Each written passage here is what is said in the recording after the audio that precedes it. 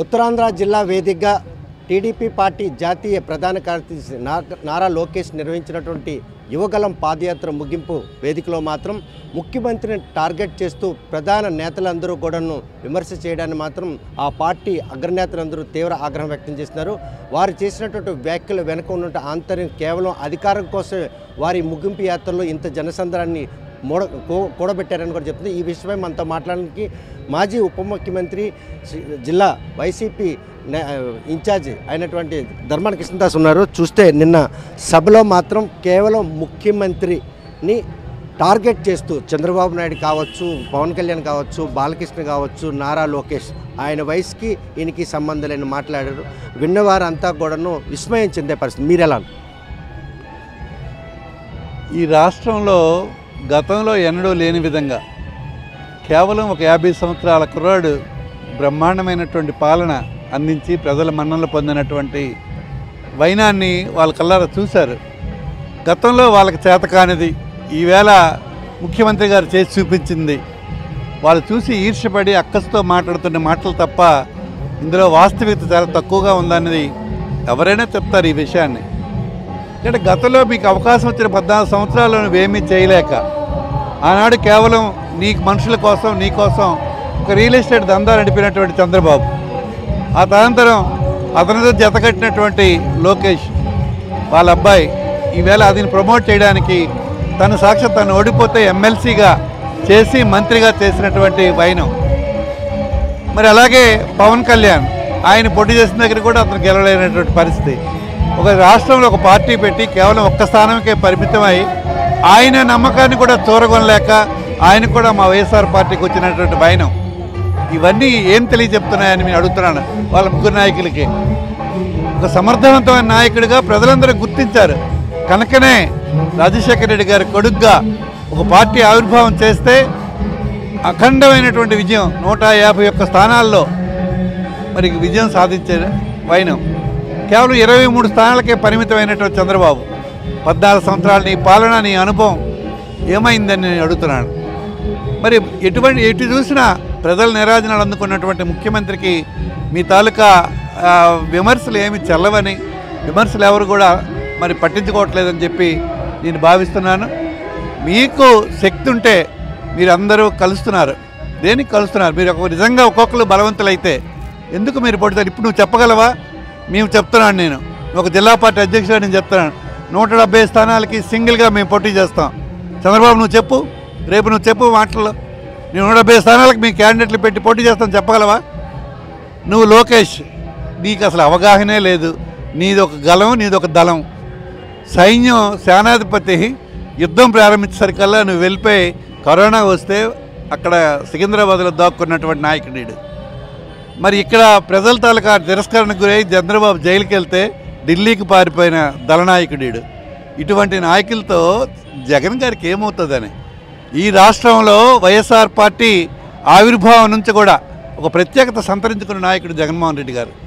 కేంద్రంలో కాంగ్రెస్ పార్టీ బలంగా ఉండి సోనియమ్మ నాయకత్వం ఉన్నప్పుడు, రాష్ట్రంలో కాంగ్రెస్ పార్టీ అధికారంలో ఉన్నప్పుడు, బలంగా తెలుగుదేశం ఉన్నప్పుడు పార్టీ పెట్టినటువంటి దమ్మున్న నాయకుడు జగన్మోహన్ రెడ్డి గారు.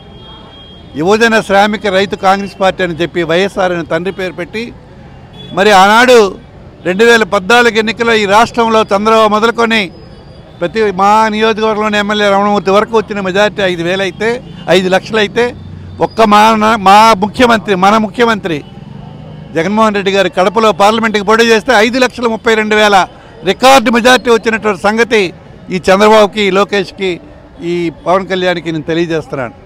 మీరు ఏమీ చేయలేరు. మీరు ఉత్తర కుమార్ ప్రగల్భాలు తప్ప మీ తాలూకా శక్తి కానీ మీ తాలూకా కలియక కానీ జగన్మోహన్ రెడ్డికి ఏమీ చేయలేదు. ఖచ్చితంగా ఈ రాష్ట్రంలో ఎప్పుడు ఎన్నిక జరిగినా జగన్మోహన్ రెడ్డి ఈ రాష్ట్రానికి ముఖ్యమంత్రి, అధికారం వచ్చేది కూడా వైఎస్ఆర్ పార్టీకి అని నేను చెప్తున్నాను. పవన్ కళ్యాణ్ వ్యాఖ్యలు చేస్తూ ఈరోజు కాంగ్రెస్ పార్టీ వైఎస్ఆర్ అదే జగన్మోహన్ రెడ్డిపై కక్ష జైల్లో పెడితే ఈరోజు చంద్రబాబు నాయుడిని జైలు పెట్టి చాలా తప్పు చేశాడు జగన్ అన్నాడు. ఏ నాయకుడైనా చంద్రబాబు అవని, నేనవని, పవన్ కళ్యాణ్ అవని తప్పు చేసినాడు జైలుకి వెళ్ళడం అన్నది సహజమైనటువంటి పరిణామం. కాకపోతే కొంచెం ముందు వెనకలే తప్పించి జగన్మోహన్ రెడ్డికి ఆ వేళ జైల్లో పెట్టారు, 1.5 సంవత్సరాల సేపు ఉంచారు. అతను నిర్భయంగా ఉండి అతను జైల్లో మేము ఒకసారి అడిగినప్పుడు కూడా ఆయన చెప్పారు, నేనే తప్పు చేయలేదన్నా, రేపు ఏ ఎంక్వైరీలు పెట్టుకున్నా, ఏ కోర్టులో ఏ తీర్పులు ఇచ్చినా నాకేమీ జరగదు, నేను మళ్ళీ నిర్దోషిగా బయటకు వచ్చి ప్రజల్లోకి వస్తానని చెప్పాడు అతను. మీరు పేలమైపోయి భయపడిపోయి ఎక్కడెక్కడికో ఢిల్లీ నుంచి మరి న్యాయవాదులు తీసుకొచ్చి వాదించుకొని అనేక రకాలుగా భయపడ్డారు మీరంతా. నీకెక్కడ అరెస్ట్ చేస్తారో నువ్వు భయపడి పారిపోయావు ఢిల్లీ.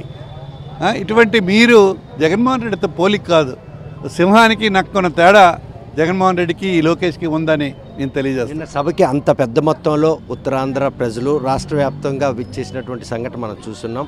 అంతగా జనసంద్రం తలపించడానికి ప్రధాన కారణం ఏమై ఉంటుంది? అది గ్యాదరింగ్ అంటారా, లేకపోతే వాళ్ళే ఏదైనా మార్పు కోరే దిశగా వెళ్ళడం జరిగింది? ఒక సినీ యాక్టర్ వస్తే, ఇప్పుడు ఎవరో చిన్న యాక్టర్లు కూడా ఉన్నారు, కళ్ళు కూడా ఉన్నాడు వైజాగ్లో, మా పోర్ట్లో ఉద్యోగం చేసేవాడు, అతను వస్తే కూడా జనం విపరీతంగా వస్తున్నారు. జనం రావడం అంటే ఒక సినీ యాక్టర్గా చూడడానికి వస్తారు. ఒక సినీ యాక్టర్ ఎవరైనా ప్రయాణం చేస్తే వేలాది మంది లక్షలాది మంది జనం వెళ్తున్నారు. అంత మాత్రాన ప్రజల అభిప్రాయం అది కాదు. జనం వేరే, ఓట్లు వేరే. గతంలో కూడా పెద్ద ఎత్తున జనం వచ్చినప్పుడు కూడా వాళ్ళకు వచ్చిన ఓట్లు అయితే చాలా తక్కువ వచ్చాయి. గతంలో ఎన్టీఆర్ ఆవేళ ప్రభంజనం సృష్టించి గెలిచాడు. ఆ తరంతరం వచ్చినటువంటి మార్పులు మనం చూసాం. ఎంతోమంది సినీ యాక్టర్లు వచ్చారు. ఎన్టీఆర్ లాగా నేను అవుతానని చిరంజీవి గారు వచ్చారు. అలాగే ఈవేళ పవన్ కళ్యాణ్ గారు వచ్చారు. మరి బాలకృష్ణ గారి వైనం మనం చూస్తున్నాం. మొదటి నుంచి అతను ఎమ్మెల్యే అయిన దగ్గర నుంచి ఈ రోజు వరకు అతను. వీళ్ళంతా మంచి నటులు అంతే తప్పించి ప్రజాభిమాన నాయకులు వీళ్ళు ఎవరు కారు. ప్రజానాయకుడు అంటే ఈ రాష్ట్రంలో జగన్మోహన్ రెడ్డి గారు ఒక్కరే ప్రజానాయకుడు. ప్రజలందరి విశ్వాసం తోరగొన్న నాయకుడు, ప్రజల అభిమానం తోరగొన్న నాయకుడు, రేపు భవిష్యత్తులో ప్రజల్ని బాగుపరిచే నాయకుడు జగన్మోహన్ రెడ్డి ఒక్కడే. చూస్తే కనుక ఏదైతే యువగలం పాదయాత్ర ముగింపులో వారు చేసినట్టు అనుచిత వ్యాఖ్యలు మాత్రం చేతగాని పరిపాలనకు నిదర్శనంగా వాళ్ళు మాత్రం చెప్తున్నారు. మరోవైపు అక్కడ వచ్చినది కేవలం సినీ చరిస్మాని చూసేందుకు జనసేన టీడీపీ నిర్వహించినటువంటి యువగలం ముగింపు యాత్రకు మాత్రం ఇంత పెద్ద మొత్తంలో తరలి రావడానికి కేవలం సినీ చరిస్మా దానికి కారణం. ఓట్లు వేలు, జన సంద్రం వేరు అన్న విషయాన్ని మాత్రం తెలుగుదేశం పార్టీ తెలుసుకుంటే 2024లో వైసీపీ కాంగ్రెస్ సింగిల్గా 170 స్థానాల్లో పోటీ చేసి గెలవడానికి సిద్ధంగా ఉంది. ఏ స్థానాల్లో ఏ పార్టీ పోటీ చేస్తుందని తెలియని అనిశ్చితిలో ఉన్నటువంటి జనసేన టీడీపీ మాత్రం వైసీపీ గెలుపును మాత్రం ఏమాత్రం అడ్డుకునే పరిస్థితి లేదని చెప్పి కృష్ణదాస్ స్పష్టం చేస్తున్నారు. వీడియో జర్నలిస్ట్ రామకృష్ణతో సత్యం, RTV శ్రీకాంత్. మరిన్ని వీడియోస్ కోసం ఛానల్ ని సబ్స్క్రైబ్ చేయండి. లేటెస్ట్ అప్డేట్స్ కోసం వాట్సాప్ ఛానల్ ని ఫాలో చేయండి. అండ్ లింక్ డిస్క్రిప్షన్ లో ఉంది.